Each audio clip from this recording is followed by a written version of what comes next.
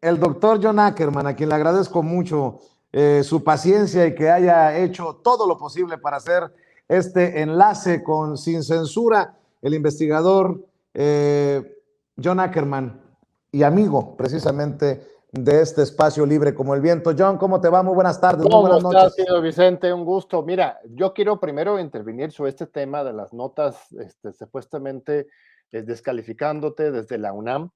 Eh, este, Nosotros también somos de la UNAM, el Programa Universitario de Estudios de Democracia, Justicia y Sociedad. Tú conoces muy bien, estimado Vicente, nuestra iniciativa que se llama Tlatelolco Lab. Nosotros también participamos en el mismo proyecto, no el mismo, pero una iniciativa en general de apoyo a diferentes proyectos de investigación. Uno fue este que te está descalificando a ti y nosotros hicimos otro estudio totalmente distinto sobre cómo funcionan las redes sociales y cómo trabajan los youtubers en el contexto de las elecciones de este mismo año, la primera mitad de 2021. En nuestras conclusiones son diametralmente opuestas a las de ese otro estudio de la UNAM. Ni nosotros somos los que hablamos del nombre de la UNAM, ni ellos tampoco. La UNAM es un espacio plural. Aquí los cabeceos de estas notas que dicen que la UNAM dice que Vicente Serrano y otros youtuberos participaron en propaganda electoral y difundieron fake news. Eso en sí es un fake news, porque no es la UNAM, es un estudio. Te invito, por favor, estimado Vicente, a que entrevistes de nuevo, y lo has hecho, a varios integrantes de nuestro equipo. Tenemos un laboratorio digital que se llama Tlatelolco Lab, que es el laboratorio digital para la democracia, en que hicimos un estudio muy amplio sobre el papel democrático que han jugado los youtuberos y en general la dinámica de la lucha y la disputa de narrativas que existen en las diferentes redes sociales, en Twitter, en Facebook, en Instagram también. Hay un estudio muy amplio que realizamos y nosotros desde esta oficina, este centro de investigación de la UNAM, reconocemos tu labor y el de los otros youtuberos y periodistas que están dando la batalla para revertir la desinformación informativa y generar una democracia más plena y plural.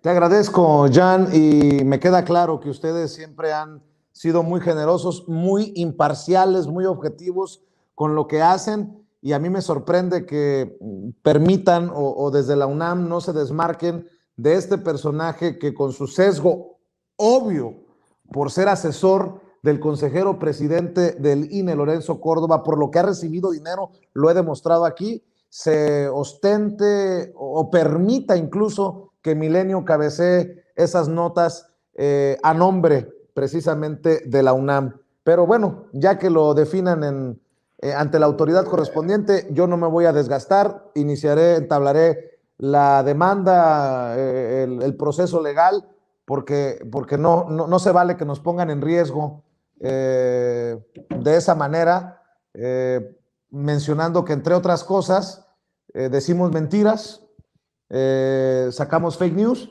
y que además ganamos hasta $1,500,000 al año, lo que nos pone en riesgo y me parece muy irresponsable, pero te agradezco que hagas la aclaración porque la audiencia lo merece. Siempre, tú sabes que yo siempre primero por la audiencia, Jan. Sí, querido Vicente, te vamos a acercar nuestros propios estudios que hicimos sobre cómo trabajan las redes y sobre los youtubers en particular. Hemos dado seguimiento a tu programa en particular como los más destacados que están formando la gente y si nos permites, podemos difundirlo aquí contigo y con otros espacios. El INE está en una situación muy problemática. Hoy mismo, mira, te voy a compartir, me llegó una notificación, mira, del INE que me está demandando Federico Dorin y el PAN de la Ciudad de México, porque puse un tweet en julio a favor de la consulta popular. Me están interrogando aquí qué relación tengo yo con Epigmenio Ibarra, con Morena, que quién me pagó, quién sabe qué. ¿Sabes lo que dice ese tweet, estimado Vicente? Es un tweet que anuncia, si quieres, incluso te lo puedo pasar aquí a tus colegas, a ver si lo ponen.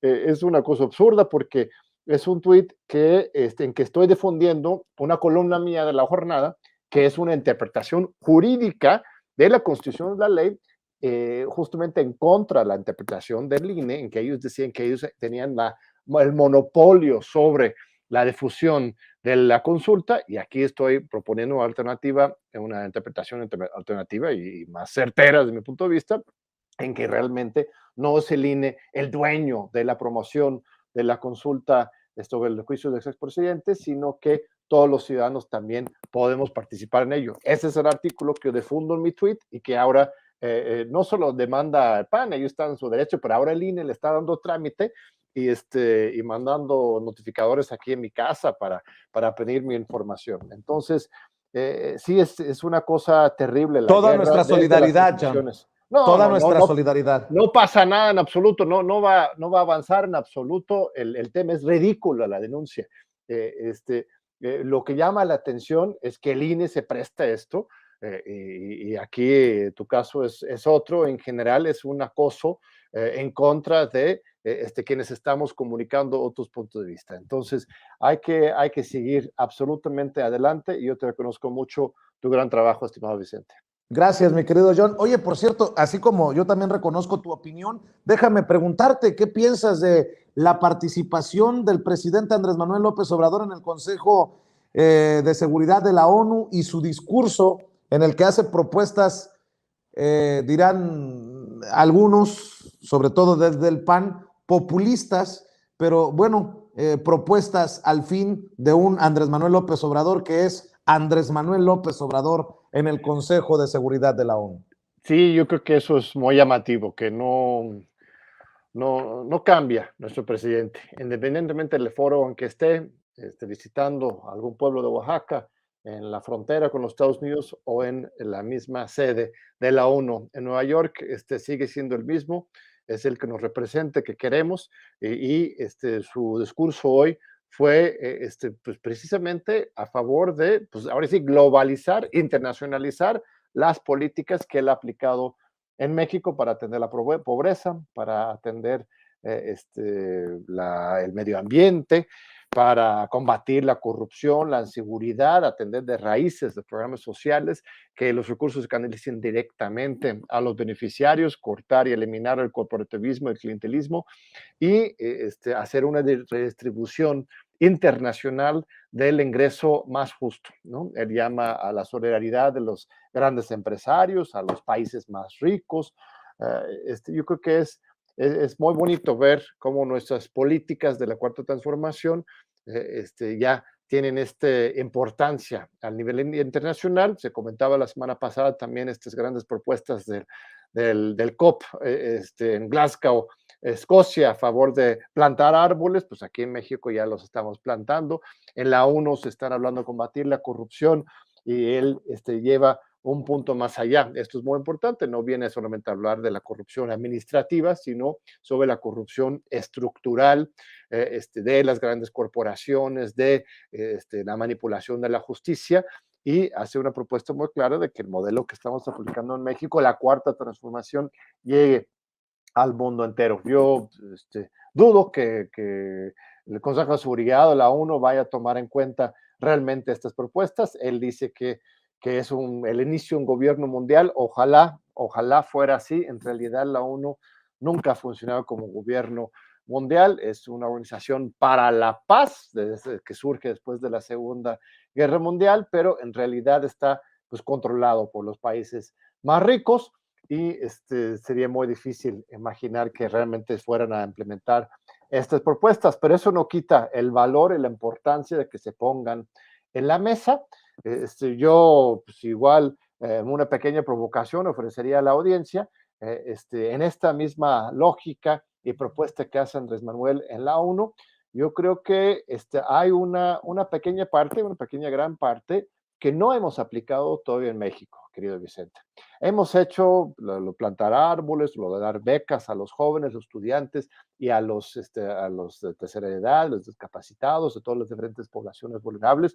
Hemos aplicado el combate a la corrupción, y ahí de paso tenemos que dar un aplauso tanto a Andrés Manuel como a Claudia Sheinbaum, que reaccionaron tan rápidamente a esta escandalosa boda del fin de semana, tanto separando su cargo a Secretaria de Turismo de la Ciudad de México como al titular de la UIF, Santiago Nieto, que habían pasado un límite muy claro que no debería ser tolerable en la 4T de honestidad y de rectitud. Estamos avanzando en todos estos temas de manera muy claro, menos uno que mencionó ahí Andrés Manuel. Él dijo que se tendría que aplicar pues una especie de impuesto a los más ricos del mundo. Dijo que los 100 1000. los 100 más ricos y los 100 empresas más ricos y los 1000 personas más ricas, que ellos tendrían que pues, tributar, dar un pequeño porcentaje, 4% creo que dijo, para atender la pobreza. En México tendríamos que hacer lo mismo. La reforma fiscal es urgente, es absolutamente congruente con los principios de la 4T. El mismo Andrés Manuel apoya esta idea que los más ricos deberían contribuir para los más pobres, pero no lo hemos hecho todavía. Así que yo invitaría a los legisladores de Morena, de todos los partidos políticos, de la Cámara de Diputados, del Senado de la República, a que se pongan las pilas, que le hagan caso al presidente de la República y que apliquen también este tipo de reforma fiscal para obligar a los más ricos a poner su parte para que nuestros programas sociales, que ya son un ejemplo a nivel internacional, se robustezcan. Imagínate si se pudiera aplicar este mismo impuesto de 4% a las fortunas más ricas de México y a los mexicanos, se podría hasta duplicar o triplicar las becas que se le dan a los indígenas, a los jóvenes, a los adultos mayores, a los discapacitados. Entonces, yo creo que es un punto en la agenda clave que tenemos que impulsar en esta segunda mitad de este sexenio y más allá para la cuarta transformación. Pero por supuesto, mi aplauso para el presidente de la República, qué recepción tan cálida tuvo Nueva York y México como siempre y sobre todo ahora en la 4T está dando un ejemplo al mundo entero. Jan, qué bueno que lo mencionas porque yo vengo diciendo desde hace semanas que informaba a la audiencia de Sin Censura que congresistas demócratas a nombre de Joe Biden presentaban una iniciativa de ley en el Congreso de Estados Unidos o platicaban, creo, la iniciativa de imponer un impuesto a los más ricos para ayudar a recaudar fondos para los programas sociales en Estados Unidos. Yo decía, los analistas, los comentócratas en México no van a tocar ni con el pétalo de una rosa a Joe Biden, mucho menos van a decir que se está venezolanizando Estados Unidos, ni que se López Obradorizó Joe Biden, pero dejen que lo llegue a proponer, lo llegue a mencionar hasta en la mañanera el presidente Andrés Manuel López Obrador y se le van a echar encima. Pues lo que acabas de decir, le ha puesto los pelos de punta a más de un panista, un priista que ande desbalagado por aquí viendo Sin Censura ya. Muy bien, pues hay que hacerlo, hay que hacerlo. Tenemos una mayoría en el Congreso, no hace falta una reforma constitucional, es simplemente parte del paquete fiscal que se aprueba cada año en el Congreso. Entonces, yo creo que hay que ir preparando las condiciones para que esto ocurra. No necesita ser una iniciativa del presidente de la República, directamente del Ejecutivo. El mismo Morena en la Cámara de Diputados, en el Senado, pueden ponerse de acuerdo para hacer modificaciones fiscales. Y sería pues una cuestión muy lógica, muy básica, porque México es uno de los países más desiguales e injustas, no solamente en la distribución del ingreso, también en la distribución de la carga impositiva. Y hasta ahora se ha concentrado en el tema de recaudar los impuestos que ya existen. Eso se ha avanzado bastante. Ricardo Buenrostro ahí en el SAT es alguien muy profesional que ha avanzado de manera muy importante, pero pues ya estamos en la segunda mitad del sexenio y podemos ir pensando en estas reformas más ambiciosas para dejar bien fijado este legado para quien venga después y no lo pueden cambiar tan fácilmente. Querido John, vamos a dejar la víbora chillando, como digo. Ha sido crítico de Mario Delgado, que está llevando, dices, a Morena por el camino del PRI en la convención, en la asamblea de Morena de hace unos días. Incluso Paco Ignacio Taibo II sugiere a Mario Delgado que renuncie si no entiende lo que parece que no entiende. Le llama grillero a Ricardo Monreal. Hace unos días yo mencionaba, ¿qué está pasando en Morena? Ahora Manuel Espino, el yunquista, el hombre que le levantó la mano a Fox, a Felipe Calderón, a Enrique Peña Nieto, se afilia a Morena porque quiere ser tomado en cuenta como posible candidato a la gubernatura de Durango por Morena.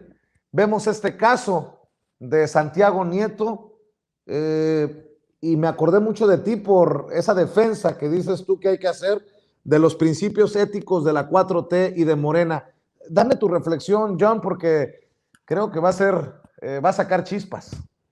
Muchas gracias, querido Vicente. Mira, nosotros hablamos aquí mismo, justo el viernes, antes de el último Consejo Nacional de Morena. El último consejo fue el 30 de octubre. Nosotros platicamos precisamente la noche del viernes 29. Y ahí te decía que el otro día iba a ser una sesión histórica con respecto a qué ocurría con Morena. Y efectivamente, sí fue una sesión histórica. Y te voy a contar muy rápidamente lo que ocurrió. En primer lugar, expulsaron a los consejeros nacionales que querían difundir, que estaban difundiendo por medio de su Facebook personal, en su ejercicio de libertad de expresión, las deliberaciones y la sesión del Consejo Nacional. Si recuerdas, en la sesión anterior, el 3 de octubre, unos consejeros muy valientes, Elonay Contreras de Yucatán, difundió toda la sesión. Así pudimos ver todos qué es lo que había ocurrido en ese consejo, criticarlo, comentarlo, defenderlo, etcétera, pero una sesión pública. Imagínate, la Cámara de Diputados, esto es como el poder legislativo de Morena, imagínate, la Cámara de Diputados de repente decide sesionar a puerta cerrada en secreto.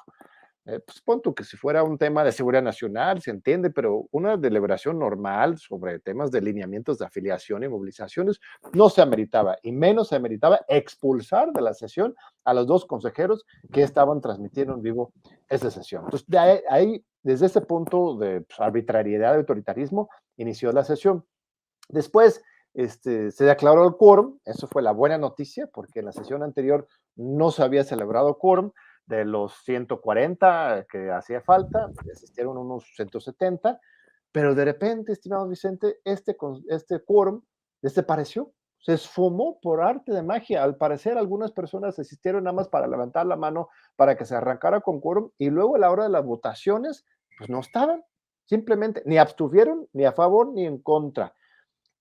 Y al final de la sesión, cuando se votaron estos lineamientos de afiliación, que básicamente esos lineamientos de afiliación es la legalización, el intento de legalización de toda una estructura paralela al servicio de Mario Delgado, que ya hemos comentado, de una secta del partido, rompiendo la institucionalidad del partido, esos lineamientos se votaron pues a favor, sí, votaron unos 70 consejeros a favor de esos lineamientos, pero en ese momento no existía el quórum. Se habían ido, se habían desaparecido la mitad, casi la mitad de los consejeros que estaban ahí. Entonces, esta votación no fue válida, y además fue tramposa la manera en que plantearon la pregunta. No era siquiera una votación sobre los lineamientos, porque esos lineamientos los consejeros ni siquiera los conocían. En un madruguete los hicieron aparecer en el mismo momento.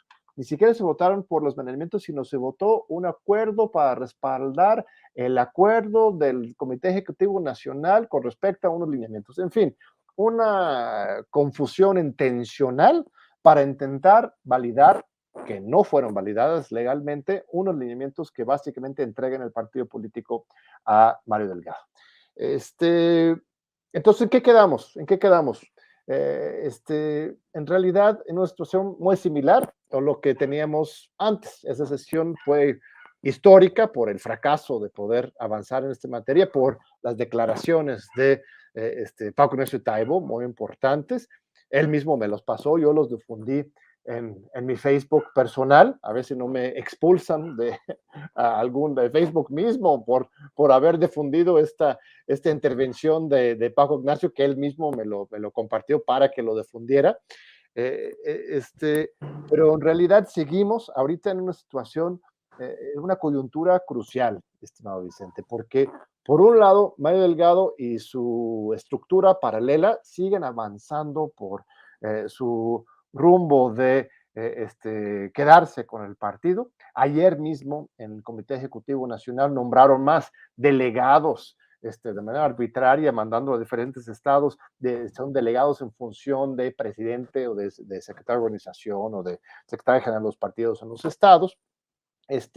Pero, por otro lado, hay una pues, rebelión generalizada, me atrevo a decir, estimado Vicente. Hay que preguntar a los que están viendo este programa qué opinan con respecto a estas estrategias de estructuras paralelas y romper con los estatutos de Mario Delgado. En general, yo veo a la militancia y a los liderazgos también, los consejeros nacionales, los integrantes de los comités ejecutivos en los estados, bastante indignados y conscientes y ya listos para pues tomar la historia en sus manos y participar para defender los estatutos de Morena. Los estatutos son muy claros, es la Secretaría de Organización la que tiene la facultad de afiliar a los morenistas y también hay un tema central que es el que vuelve a salir con esto de lo de Manuel Espino, el artículo 6 bis, el que obliga al partido a evaluar los perfiles, las trayectorias profesionales, personales y éticas y morales de las personas que vayan a candidatear para posiciones claves, que vayan a nombrar como candidatos a gobernador, diputado, etcétera, ¿no? Y este artículo 6 bis no se aplica. Entonces, yo veo mucho interés en las bases, en la militancia, en defender los principios fundadores del partido, en ya no aceptar estas agresiones a la legalidad y a los derechos de los militantes. Y la cantidad de gente que me ha estado llamando, buscando en estos últimos días es impresionante. Y ya he participado en conferencias en diferentes estados de la República, virtualmente ahorita, pero pronto seguro tendré que empezar a hacer viajes y reuniones.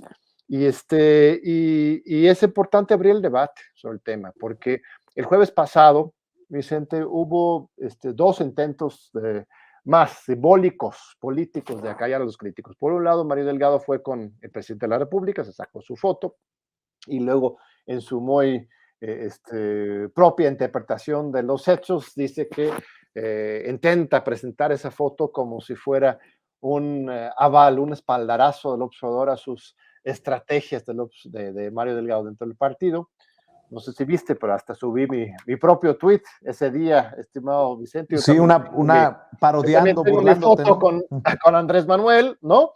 Lo subí y le copié ahí el copy de Malgrado, cambiándolo un poquito, pues burlándome de la situación, porque es una cuestión terrible, ¿no? Esto de estar siempre buscando al presidente como si él fuera el que va a decidir hasta este nivel los lineamientos de afiliación del partido o cómo se va a hacer la organización interna del partido, como si él avalara todas las cosas que esté haciendo Mario Delgado a partir de una foto en Palacio Nacional. Eso es ridículo. Tenemos que participar, tenemos que exigir. Yo en principio no exijo la renuncia de Mario Delgado, respeto muchísimo ese sentir, esa indignación que expresó Paco Taibo y que muchos sienten y que resuena en todo el país. Lo que yo estoy defendiendo es la institucionalidad del partido y la democracia interna. Los estatutos del partido son magníficos, es una estructura democrática, participativa, respetemos esos estatutos y defendamos esos principios de la 4T. Y insisto, los ejemplos de Paula Félix, ¿no? Y de Santiago Nieto y de Carla Humphrey, pues es muy claro, ¿no? Tanto Claudia Sheinbaum como López Obrador tomaron una decisión muy clara para defender los principios del movimiento. Yo te había advertido sobre Carla Humphrey desde el primer día, ¿recuerdas? Hace año y medio, cuando formé parte del comité técnico de evaluación de los consejeros del INE, desde ese momento denuncié públicamente que Carla Humphrey pues era una cuota del PAN. Lamentablemente recibió también apoyo de Mario Delgado. Hay algo también muy interesante. La mayoría de los de la 4T que fueron nombrados en esa boda son de ese grupo, son de ese grupo que participaron en esa boda con Carla y Santiago en Guatemala. Entonces, mira, no se busca dividir, ¿no? Sino abrir los ojos y defender la institucionalidad y los principios fundacionales, porque si de repente tenemos a un Manuel Espino de gobernador Imagínate, ¿no? Aprendimos ya las lecciones, Vicente. Aprendimos ya las lecciones. Hoy en la mañana me mandó un tweet, Manuel Espino, diciendo, oye, John, no seas mala onda, yo he dado mucho a esta lucha de la 4T, participé en las elecciones, la campaña 2018, dialoguemos, etcétera. Y yo le contesté, pues no, la verdad es que hemos aprendido con el tiempo, con Lili Telles, con Germán Martínez, con, ¿cómo se llama la diputada Gaby Cuevas, ¿no? Por ejemplo. Carla Humphrey es otra, que es una panista que se vendió como morenista, muy demócrata para llegar al INE. Y pues ahora otro caso, el de Manuel Espino. Ya basta, querido Vicente, tenemos que defender los principios centrales del movimiento, siguiendo el ejemplo de nuestro presidente. Nada más para cerrar, Jan, sin afán de polemizar, simplemente porque ayer se lo mencionaba Epigmenio Ibarra, quien me daba su opinión sobre esto que está ocurriendo, este debate al interior de Morena. Escribió ayer, los puros y los duros en cualquier movimiento son profesionales de la derrota. A mí me parecen palabras muy fuertes. A ti, ¿cómo las lees? ¿Cómo las entiendes? Dices para no polemizar, querido Vicente, ya quiero verte de polémico. No, mira, yo respeto la opinión de Pigmenio, también vi ese tweet, creo que está muy equivocado, mi amigo y colega Pigmenio Ibarra. Se vale el debate público. Las revoluciones, estimado Vicente, siempre tienen etapas. La misma revolución mexicana, si se hubiera quedado solamente con la victoria de Francisco y Madero, nos hubiéramos quedado pues, a medias con esta revolución que generó al final una constitución, la primera, de derechos sociales, de derechos colectivos, de transformación social profunda en la Carta Magna que puso el ejemplo al mundo entero, como lo estamos haciendo hoy con lo 4T. Pero si nos hubiéramos quedado con Francisco Madero, si no se hubiera respondido a su muy lamentable asesinato por Huerta, y si no se hubiera empezado una etapa aún más profunda en la revolución con Zapata y Villa, después con Lázaro Cárdenas, nosotros estaríamos pues muy parcialmente con los avances. Los procesos de cambio y transformación tienen que estar siempre avanzando, consolidándose. Y quienes defienden los principios, los que quieren ir hasta el fondo, la definición de radicalidad es ir hasta las raíces. Esto es lo que tenemos que hacer, no podemos perder la brújula y la dirección en aras de un pragmatismo extremo, porque lo que está haciendo aquí en este tuit de Pigmenio es diciendo que los puros y los duros, ¿no?, son el problema, y en lugar de ver que el verdadero problema más bien es el exceso de pragmatismo.